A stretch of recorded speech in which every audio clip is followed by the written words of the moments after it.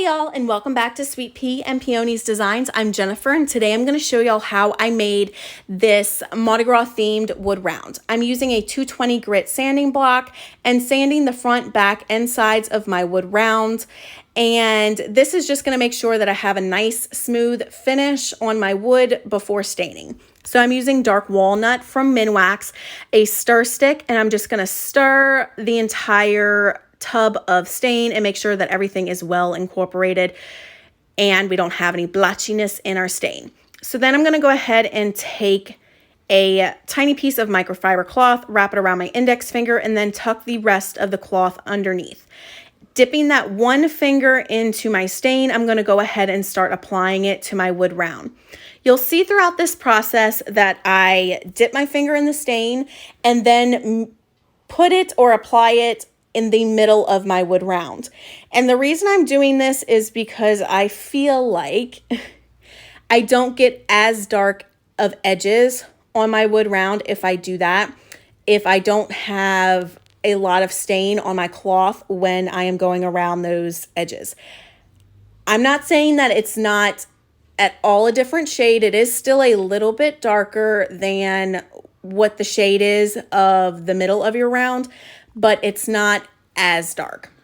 If you like those really dark edges, then by all means, stain it how you want. This is just my personal preference, and what I find has worked best for me is to start in the middle of the wood round and then go out to the sides. So I stained the front, the back, and the sides of this wood round. I only show y'all me staining the front, but I did stain the sides and back as well. I let this dry for 24 hours before moving on to the next step of the process. You want to make sure, especially if your stain is oil-based, that you let it sit for at least 24 hours to make sure that that stain is really well incorporated into your wood. Of course, read the back of your stain and it will tell you how long to wait. But oil-based and what I'm using is 24 hours. Then I'm going to go ahead and use Minwax Helmsman Waterbased Spar Urethane to seal in my stain. And the reason I'm doing this is because if you were to paint over this, it hasn't personally happened to me, but I've seen it happen to other people. You go and paint over this without sealing in the stain, and then let's say you're using a white paint over this, the stain will actually start to penetrate through the paint and your white paint's going to start looking brown. So I'm going to go ahead and avoid that possibly happening by sealing in my stain with this spar urethane. I'm using a foam brush. I've seen people use chip brushes. It's whatever you want to use. I like using the foam brushes. And then I'm going to let this dry. It doesn't take too long, but I am going to let this fully dry before I move on to the next step. Make sure that you get nice even coverage around the entire thing because it is a satin finish, so you will be able to see a little bit different finish on it if you missed a spot. Then after that, I'm going to go ahead and tape off my wood round to start my design. So this is an 18-inch wood round, so I'm going to section off the top, middle, and bottom with a 6-inch space. I'm going to add my painter's tape. I did measure this out and marked it with a pencil, so I'm not just freehanding this. I actually measured it out, 6 inches. I am entirely OCD to not measure it out. So there's that. Now I am taking my decal and I cut it in half because I measured it a little too big and it wasn't going to fit in between my painter's tape. Some of my wording was going to overlap. So I simply just cut it in half. That way I could move the bottom wording up just a little bit and give myself a little bit of extra space. So after that, I'm going to go ahead and add a little piece of painter's tape to the middle just to secure them, and a little bit of painter's tape at the bottom to secure that bottom piece. Now I'm going to go ahead and remove the middle piece and fold that bottom piece down. I'm going to go ahead and use my squeegee just to make sure that my vinyl is on my transfer tape, because when I went to go lift it up, my transfer tape was not adhering to my vinyl. I'm going to go ahead and use the hinge method of applying my vinyl. Basically, I'm going to peel up a little section and then cut a little bit of the backing off. After I cut off that backing, I'm going to go ahead and apply my vinyl to my wood round. Then after that, I'm going to go ahead and remove the rest of the backing. And this comes off super easy. A little bit of pressure from laying that transfer tape down will remove your backing, as you can see right there. After I'm done with that, I'm going to go ahead and do the same thing to the bottom piece. I am going to kind of play around with my tape a little bit just because I don't want this bottom piece to move too much, because I have measured it and it's perfect where it is. So I don't want it to move around. So I'm going to play around with my tape and just make sure that it's secure. It's not going anywhere. Then I'm going to go ahead and use the same process. I'm going to go ahead and squeegee, or maybe not. Or maybe so. I am going to squeegee. And then after I'm done squeegeeing, again, the hinge method, and removing a slight piece of the backing from our decal and placing that decal on our wood round, and then removing the rest of the backing for our decal. This basically, you don't have to do it like this, but as I previously said, I'm a little OCD. I want everything to measure correctly. And if I were to take off this backing and not do it this way, for me personally, I run the risk of it being crooked, and then I laid the entire thing down and I have to go recut it, because y'all, I cannot get things straight to save my life. So this is how I like to do it. If you want to just slap that baby on and roll with it, more power to you. It's whatever you want to do. This is how I prefer to do it. So then I'm just going to take that backing off. This video is sped up just a little bit, so I'm actually doing that a little bit slower than it looks. Make sure you don't do this too quickly, because you can risk pulling up that vinyl and then you may have to recut the entire thing again, which is a pain in the buttockus. Then I'm going to use some linen white chalk paint and just roll that on top of my vinyl. And what this is going to do is allow that wood grain that's underneath that vinyl to shine through whenever we pull up that vinyl. And this is the way I like to do it. I'd much rather do this than to paint words on top of paint. So it's all personal preference, whatever y'all want to do. So I rolled this on, I let it dry, and then I did another layer of this. I also did paint the sides. I just don't show y'all. But I let this dry. I don't show y'all painting the second coat, because it's the same exact process as I did right here. After I'm done with painting this, I am going to go ahead and remove the painter's tape after it's dry, as I'm doing right here. Some people like to do this while it's wet. This is all personal preference. I've done it both ways, and I'm not really sure that I see a difference. I'll keep playing around with it and see if I really do see a difference. Then after I pull this off, I'm going to go ahead and weed that vinyl. So this next step is sped up by 5.5 times, because it took me a while to do, because it's quite a few letters. So just keep that in mind. You want to be really careful when you're doing this. I use the Cricut weeding tool when I'm weeding, but you want to make sure you don't gouge your wood when you're trying to get that vinyl up, because if you do, you could possibly see that in your wood grain. As you can see, I'm taking my middle finger on my left hand and kind of helping guide that weeding tool. What I'm also doing with that is just, I can kind of gauge the pressure that I'm weeding with this tool when I do that. That's why I like doing it. I can kind of feel a little bit better doing it that way with how much pressure I'm putting than just adding the pressure with my right hand that has my weeding tool in it.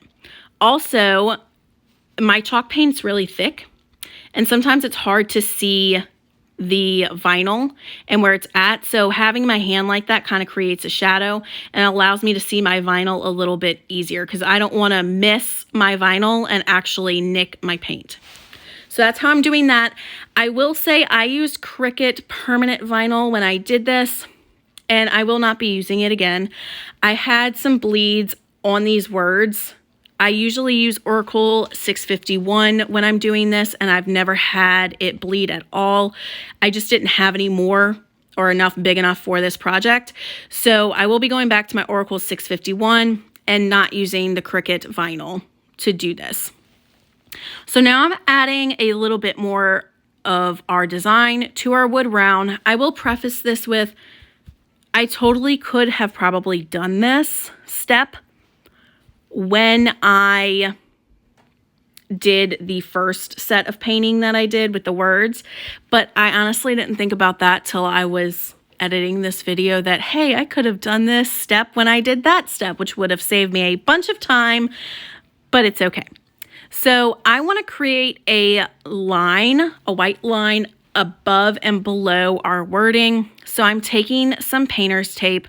I don't know the thickness of this, but I'm going to go ahead and lay 3 pieces down. You'll see. So what that is doing, that top piece is creating the same width of space in between our wording and our white line. It's the same width as what our white line is going to be. And I feel like that kind of adds to the like symmetrical design if you have all of your spacing of your space and your lines. You'll see what I mean. I'm going to paint those open spaces, and I know that I didn't show y'all me doing the top section, but it's the same exact process. So then I'm going to paint my lines in. Again, I painted each section, let it dry, added a second coat, and I'm only showing y'all me doing the first coat. But I did let each coat dry in between, and I also painted the sides of my design just to kind of finish everything off and have it look really seamless. After this is dry, I'm going to go ahead and there's me painting the sides. After I finish this and everything's dry, I'm going to go ahead and remove my tape. And also, if I would have done this when I painted the words on, I could have saved a lot of tape, y'all. A lot of tape. So I need to start thinking ahead. But that's okay. It came out really great, I think. And so now we're just going to remove our tape. And then after that, we are going to go ahead and seal everything in. So again, I'm going to use that Minwax Helmsman Spar Urethane. Make sure that this is water-based. Water-based is going to help make sure that your white projects don't turn yellow. An oil-based sealer can turn your whites yellow. So just keep that in mind when you're sealing something, that you want to use water-based. I'm going to let this dry. It doesn't take too long to dry. I don't remember what the can says for a dry time, but it really doesn't take too long. You can also speed up the process if you use cool air on like your hair dryer, or if you have a heat gun that has a cool air option. You can also speed up the dry time on this and even your paint. So after that, I added another coat. I can't remember if I in total did 2 or 3 coats, but at least do 2 to make sure that this is nice and sealed in, because it is going to be outside, or at least mine is. So if you're making them for outside, make sure you seal it 2 or 3 times. I did the front, back, and sides of this. I only show you me doing the front, but I did seal the entire wood round. That way no wood, or not wood, water would get into our wood. Next, I'm going to go ahead and apply our D-hooks. I didn't measure from the top like where it was going to be. I kind of just eyeball this, but I did measure 3 inches in on each side, used a chalk pen, and just placed a little dot where I wanted the screw of my D-hook to be screwed in. Then I'm just going to use a screwdriver and apply our screw. As you can see, those D-hooks are kind of like cocked in a little bit because that's how I want them to hang. I just like that look better when my string is hanging like that. If you want them sticking straight up, that's all personal preference. I do only show y'all one side of this again, because all these things that I'm only doing one side of it, y'all know how to screw in a screw. Y'all know how to paint. So if y'all don't like that, if y'all want to see the entire process, then let me know in the comments and I'll be happy to do that for y'all. After that, I'm going to go ahead and add my jute twine to my wood round. Basically what I do is thread it through the D-hook. I have a little bit of a tail, and then I'm going to go ahead and wrap that tail around the rest of the jute twine. Once I get to the end, I use E6000 and hot glue to secure it. The E6000 is going to make sure it has a nice strong hold, but it does take a little bit longer to dry, and I don't want to sit there and hold it. The hot glue dries very quickly, so it's going to go ahead and make sure that the two sections of jute twine are bonded together while the E6000 glue dries. Again, I did the same thing for the other side. So here is what we're going to make out of our ribbon. I cut 9-inch strips of ribbon, then hot glued the two ends together. And then basically what I did was scrunch the bottom, and then I stapled it into my wood round. See, I'm scratching and then placing it on my wood round, and then I'm going to go ahead and staple it. I did this for all of my little loops. I don't remember how many I had, but that's how I did it. After this, I realized it didn't really look like a bow, so I took my two bottom loops off by just cutting the staples and removing them, and added tails to the bottom, and then put those two loops on again. You'll see that at the end of the video.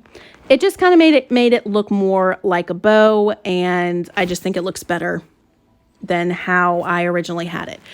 So I wanted to talk to y'all about the jute twine. I got it off of Amazon. The listing said it was a 3-pack of 20-pound capacity jute twine. When I got it in, it was a 3-pack of 9-pound capacity jute twine. I reached out to Amazon, and they went ahead and sent a replacement. And when I got it in, it was a 3-pack, but 2 of the packs were 20 pound, 1 pack was 9 pound. I reached out to Amazon again, and they pretty much said there wasn't much they can do other than either giving me my money back or trying again. It's obviously something that the seller is doing. They're not packing it the way the listing is described. So I will list the jute twine below, but I wanted to give y'all that little bit of a heads up that I do feel like I didn't get what I ordered. But I am doing some testing with the 9-pound jute twine on the door hangers I am placing on my door, and so far I have not had any issues with the 9-pound capacity jute twine. So I will let y'all know if that changes, if it gives way, if it's not secure. I will let y'all know if and when that happens. I hope it doesn't. These door hangers aren't more than 4 or 5 pounds. I use 1/2-inch thick door hangers. A inch thick door hanger is a little over 5 pounds, so it should be fine. But I did want to give you all that heads up that I am going to list it, but kind of buy it at your own risk, I guess. So this is what I mean. I took those 2 loops off and added 2 little tails to make it look more like a bow, and then I just stapled those loops back in. And when I was done stapling them, I just fluffed everything out, moved stuff around, like not unstapled it, but just kind of like played around with it and made sure that it looked the way that I wanted it to look. So if you ever feel like you stapled it in, but it doesn't look the way you want it to, you can easily just remove those staples like I did, and then just restaple them back in. So after this, y'all, we were pretty much done. You may be wondering what this door hanger says, so now I'm gonna let y'all know. This phrase is pronounced Laissez les bon temps rouler. It is French for let the good times roll. If you know anything about Mardi Gras in New Orleans, we definitely let the good times roll. I love the simplicity of this door hanger and the beautiful, vibrant, glittery Mardi Gras bow. If y'all like this tutorial, please like and comment below. Hit the subscribe button and the notification bell, and Laissez les bon temps rouler. Have a great day, y'all. Happy Mardi Gras!